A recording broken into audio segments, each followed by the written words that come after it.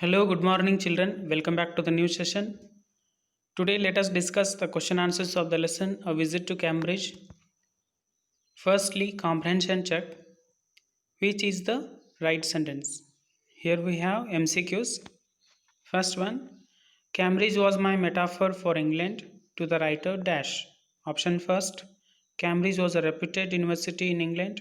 Option second, England was famous for Cambridge. Option third, Cambridge was the real England. The correct answer is option third. Cambridge was the real England. Second one, the writer phoned Stephen Hawking's house dash. Option first, from the nearest phone booth. Option second, from outside a phone booth. Option third, from inside a phone booth. The correct answer is option second, from outside a phone booth. Third one, every time he spoke to the scientist, the writer felt guilty because dash. Option first, he wasn't sure what he wanted to ask. Option second, he forced the scientist to use his voice synthesizer. Option third, he was face to face with a lesson. Here the correct answer is option second, he forced the scientist to use his voice synthesizer. Fourth one, I felt a huge relief in the possibilities of my body.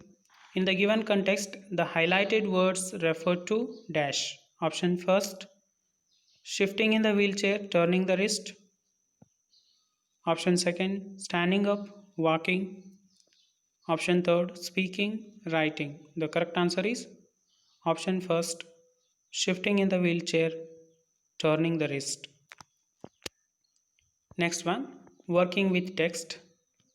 Answer the following questions. First question, did the prospect of meeting Stephen Hawking make the writer nervous? If so, why? The answer is here. Yes, the prospect of meeting Stephen Hawking made the writer nervous because Stephen Hawking was the ablest scientist who is quadriplegic on the earth. He was the worthy author of world-renowned book A Brief History of Time. He had become the successor to Isaac Newton at the University of Cambridge. Meeting with such a great personality made the writer nervous. Correct the word in the second line. Correct the word make in the second line. That must be made. The meaning of the word quadriplegic means affected by paralysis. Next question. Did he at the same time feel very excited? If so, why? Yes, he felt excited at the same time because it made him stronger to meet the disabled astrophysics who can be considered the successor of Isaac Newton. For achieving something huge, this made him aware of the many possibilities present before him, thereby helping him to reach out further than he ever thought he could. Next question. Guess the first question put to the scientist by the writer. The writer might have asked the scientist if he had been brave to reach where he had. Next, third one. Stephen Hawking said, I have had no choice. Does the writer think there was a choice? What was it?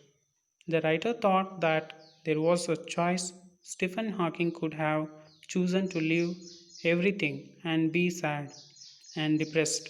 He could have sulked, however, he chose to live creatively, knowing the reality of his disintegrating body. The meaning of the word sulked is silent, be silent. Next, fourth one. I could feel his anguish. What could be the anguish? Anguish means pain. Stephen Hawking's mind was active with many thoughts that he wanted to express. However, his thoughts came out in praises without reflecting his feelings or emotions. His sentences were mere lines without any sentiment. The writer felt he could understand his anguish and frustration at that. His anguish could be the helplessness to express so many things which lie unexpressed in his mind because of his disability, depending on the computer to express himself, that too in part is really painful. Fifth one, what endeared the scientist to the writer so that he said he was looking at one of the most beautiful men in the world.